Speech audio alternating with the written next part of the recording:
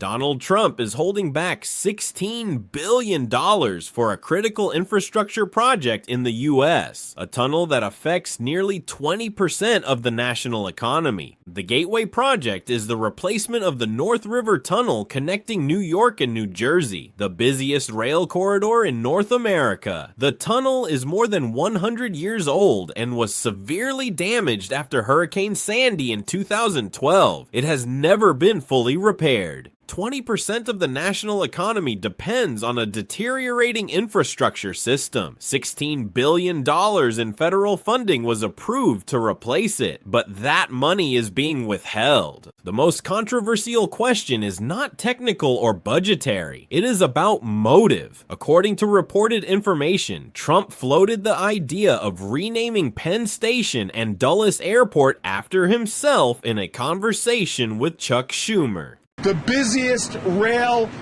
stretch in all of North America. This is all being put on the line now by a president, it seems, to just want things named after him, by a president that has no good policy reasons for doing it. This is sabotage. This is political hostage-taking.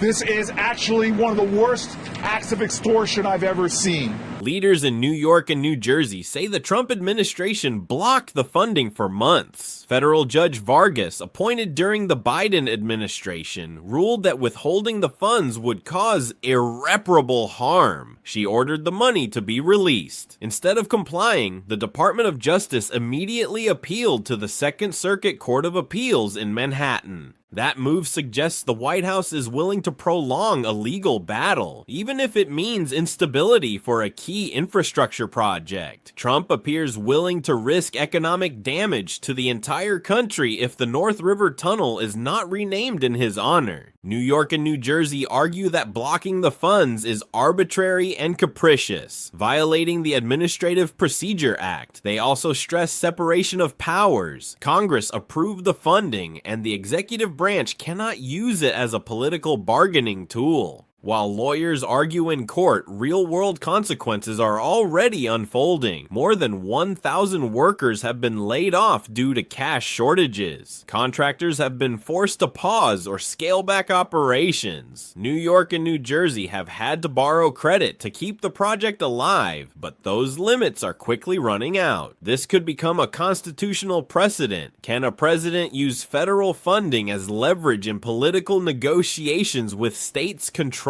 by the Democratic Party? If the court allows it, it would set a powerful precedent for the executive branch in the future. The White House denies that any official condition was attached, but when asked why the president would want to rename two iconic national landmarks after himself, the press secretary's answer was simple: why not?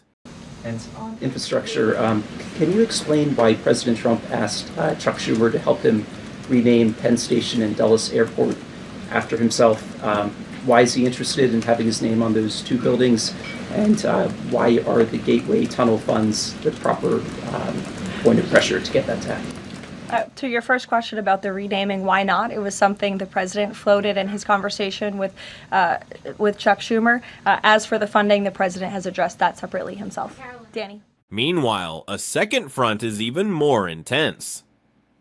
The Epstein files. At a recent press briefing, Press Secretary Caroline Leavitt was repeatedly asked whether the president would rule out pardoning Ghislaine Maxwell. Maxwell is serving a sentence for crimes related to Jeffrey Epstein's underage sex trafficking network. The response was not a clear denial, not no. Instead, it is not a priority at this time.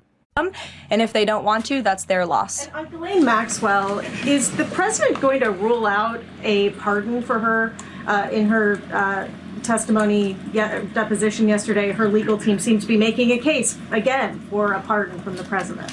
Again, this is not something I've discussed with the president recently because, frankly, it's not a priority. He's focused on many of the issues that the American people are dealing with and providing solutions to those issues. In politics, how something is said can matter as much as what is said. Not a priority at this time leaves the door open for the future. That ambiguity has fueled more suspicion. If the White House truly wanted to shut down rumors, a direct denial might have been enough. Instead, the question was left hanging. The story grew more complicated with new contradictions. Howard Lutnick, a senior official in the administration, previously said he cut ties with Epstein in 2005, but new documents suggest he remained in contact until 2018 and even visited Epstein's island in 2012 with his family. This is no longer about faulty memory. It is about the gap between public statements and documented facts. When pressed, the White House argued that if those calls occurred, they simply prove the president eventually recognized the problem and cut ties. But that argument contradicts earlier claims of not knowing or not being involved. The shifting narrative does not reduce suspicion, it highlights inconsistency, and in politics, inconsistency is fertile ground for a crisis of trust. Meanwhile, American media has been almost entirely consumed by the Epstein story. The front page of the New York Times has been filled with related coverage. Each day brings another detail, another connection, another question. The constant flow of information has pushed the White House into a defensive posture. Under that pressure, the Trump administration has tried to redirect the conversation toward the economy, a familiar strategy whenever an image crisis escalates. Peter Navarro appeared on television and said the labor market needs to adjust expectations. In the past, the economy needed about 200,000 new jobs per month to remain stable. Now, according to him, 50,000 is enough. The reason given is that the administration is deporting millions of immigrants, so fewer jobs are needed. This argument is deeply controversial because it does not just change the target, it changes the standard for measuring economic success. The labor market is not simply a supply and demand equation, it reflects the overall health of the economy. Lowering the benchmark from 200,000 to 50,000 is not just a technical adjustment. It looks more like lowering the bar in order to declare victory. All of this creates a dense political landscape. On one side are hard-powered decisions involving budgets, infrastructure, and the courts. On the other side is a battle over image and information involving the Epstein files, press briefings, and public statements. The biggest question remains unanswered. Is this a calculated strategy or a series of reactions to mounting crises? Is withholding $16 billion a political lever in a federal versus blue state confrontation? Will the Epstein files continue to expand, or will they gradually be overshadowed by economic issues? Washington is no stranger to crisis, but it is rare for two major storms to hit at the same time like this.